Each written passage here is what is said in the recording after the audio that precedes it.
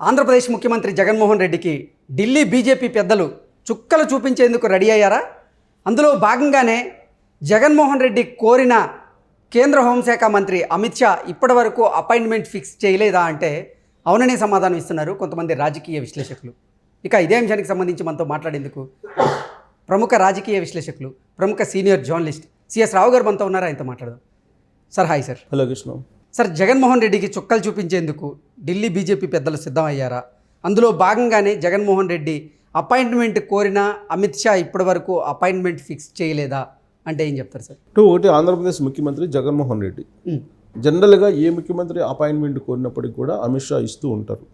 తాజాగా రేవంత్ రెడ్డి అపాయింట్మెంట్ కోరితే వెంటనే ఇచ్చారు. అవును. కేఏ పాల్ అపాయింట్మెంట్ కోరితే వెంటనే ఇచ్చారు. అనేక సందర్భాలు మనం చూసాం. కానీ ఆంధ్రప్రదేశ్ ముఖ్యమంత్రి జగన్మోహన్ రెడ్డికి మొదటి నుంచి కూడా అపాయింట్మెంట్ దొరకడమే కష్టంగా ఉంది. తొలి రోజుల్లో ఈయన ముఖ్యమంత్రి అయిన తర్వాత దాదాపు 5-6 నెలలు సతపోరారు. ఎవరు? అమిత్ షాని కలవడానికి కానీ, మోడీని కలవడానికి కానీ. సరే, ఆ మోడీని కలవడానికి అయితే అవకాశం వచ్చింది, కానీ అమిత్ షాని కలవడానికి చాలా కష్టపడ్డారు. అక్కడ పిఎంఓ ఆఫీసులో విజయసాయి రెడ్డి లైజనింగు, నిరంజన్ రెడ్డి రాజ్యసభ అడ్వకేటు, సుప్రీంకోర్టు, ఆయన వీళ్ళందరూ లైజనింగ్ చేసి గందరగోళం చేస్తే అప్పుడు అమిత్ షా అపాయింట్మెంట్ దొరికింది. అమిత్ షా అపాయింట్మెంట్ తొలిసారి అపాయింట్మెంట్ దొరికినప్పుడు, మొదటిసారి వెళ్ళినప్పుడు, అప్పుడు ఈయనతోటి వెళ్ళినటువంటి ఒక అడ్వకేట్ని కూడా లోపలికి రానికుండా ఇతను ఎందుకు వచ్చాడని చెప్పేసి అమిత్ షా అప్పుడు వెనక్కి పంపించాడని కూడా మనం న్యూస్ విన్నాం. అంటే తొలి నుంచి కూడా జగన్మోహన్ రెడ్డి ఎందుకు అపాయింట్మెంట్ కోరుతున్నారు అనేది అమిత్ షాకి చాలా స్పష్టత ఉంది. ప్రతిసారి ఈ కేసుల గురించి, బెయిల్ గురించి, లేదంటే ఈ ఛార్జ్ షీట్ల గురించి, వీటి గురించి మాట్లాడుకోవడానికి మాత్రం అపాయింట్మెంట్ కోరుతున్నారు అనేది హోంశాఖలో ఉండేటువంటి అధికారులకు కానీ, లేదంటే అమిత్ షా కానీ స్పష్టంగా తెలిసిపోయింది. అందుకే ఇప్పుడు కూడా అమిత్ షా అసలు జగన్మోహన్ రెడ్డికి ఇంకా అపాయింట్మెంట్ ఖరారు చేయలేదు. రేపు 5వ తేదీన వైఎస్ వివేకానంద రెడ్డి హత్య కేసులో ఫైనల్ వాయిదా ఉంది.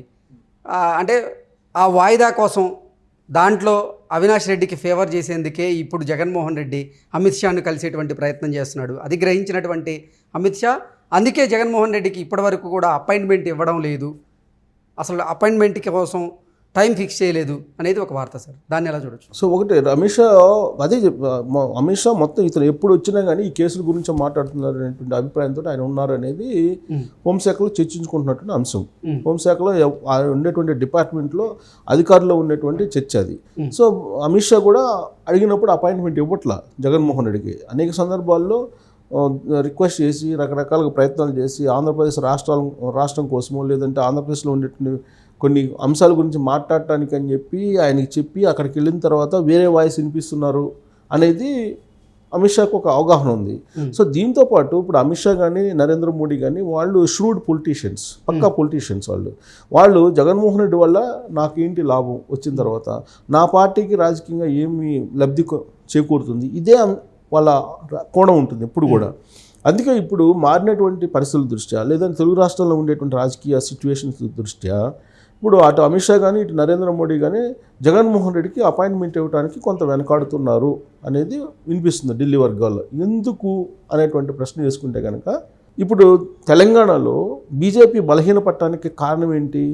కేవలం కవితని లిక్కర్ స్కామ్లో అరెస్ట్ చేయలేదు, ఆ కారణంగానే బీజేపీ బలహీనపడింది అనేటువంటి అభిప్రాయం సర్వత్రా తెలంగాణలో వినిపించింది కదా. మొన్న అసెంబ్లీ ఎన్నికల్లో వాస్తవంగా బీఆర్ఎస్ పార్టీ వర్సెస్ బీజేపీ ఎన్నికలు నడుస్తాయని చెప్పి అనుకున్నారు. కేవలం ఒకే ఒక సంఘటన, కవితని అరెస్ట్ చేయలేదు అనేటువంటి ఒకే ఒక సంఘటన బేస్ చేసుకొని బీజేపీ గ్రాఫ్ పడిపోయింది, అమాంతం పడిపోయింది. అప్పటి వరకు పెంచుకున్నటువంటి గ్రాఫ్ అమాంతం తగ్గిపోవడంతో పాటు బీజేపీలో ఉన్నటువంటి వాళ్ళు కాంగ్రెస్ పార్టీలోకి వెళ్ళిపోయారు. సీన్ కట్ చేస్తే 2023 అసెంబ్లీ ఎన్నికల్లో తెలంగాణలో కాంగ్రెస్ పార్టీ అధికారంలోకి వచ్చింది. అలాగే ఇప్పుడు జగన్మోహన్ రెడ్డి విషయంలో కూడా ఇప్పుడు కవితకి ఏదైతే ప్రాధాన్యత ఇచ్చారో బీజేపీ వాళ్ళని చెప్పి వినిపిస్తే జరిగినటువంటి రాజకీయ నష్టం ఏదైతే ఉందో, ఆంధ్రప్రదేశ్లో కూడా జగన్మోహన్ రెడ్డికి కనుక ఇప్పుడు అపాయింట్మెంట్ ఇచ్చి కలిసిమెలిసి ఉన్నారు వీళ్ళు ఆయనకి బెయిల్ కొనసాగిస్తూ ఉన్నారు. అవినాష్కి సంబంధించిన బెయిల్ రద్దుకు సంబంధించినటువంటి అంశం మీద ఇన్వాల్వ్ అవుతున్నారు బీజేపీ వాళ్ళు అని కనుక ప్రజల్లోకి ఈ ఎన్నికల టైంలో వెళితే, తెలంగాణలో ఏ విధంగా అయితే బీజేపీ నష్టాన్ని మూటగట్టుకుందో లేదా బ్లాక్ స్పాట్ని పదిలంగా వేసుకుందో అదే తరహాలో ఆంధ్రప్రదేశ్లో కూడా బీజేపీ మీద పడేటువంటి ఛాన్సెస్ ఉన్నాయి. ఓకే. సో అందుకే ఇప్పుడు ఎన్నికల సమయం కాబట్టి రాజకీయ కోణం నుంచి నరేంద్ర మోడీ, అమిత్ షా ఇద్దరు ఆలోచిస్తుంటారు కాబట్టి ప్రస్తుతం అయితే మాత్రం జగన్మోహన్ రెడ్డికి అంత ఈజీగా అపాయింట్మెంట్ ఇవ్వకూడదు అనేటువంటి ఒక ఒపీనియన్కి వాళ్ళు వచ్చారనేది ఒకటి.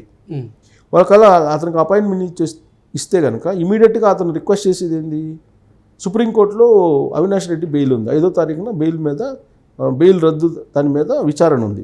ఆ విచారణ సంబంధించినటువంటి దాన్ని ఏదన్నా మాట్లాడుకోవడానికి వచ్చాడా అనేటువంటి ప్రచారం అయితే ప్రజల్లోకి వెళ్తుంది. సరే, అది మాట్లాడుకున్నా మాట్లాడకపోయినా అది ప్రచారం అయితే వెళ్తుంది ప్రజల్లోకి.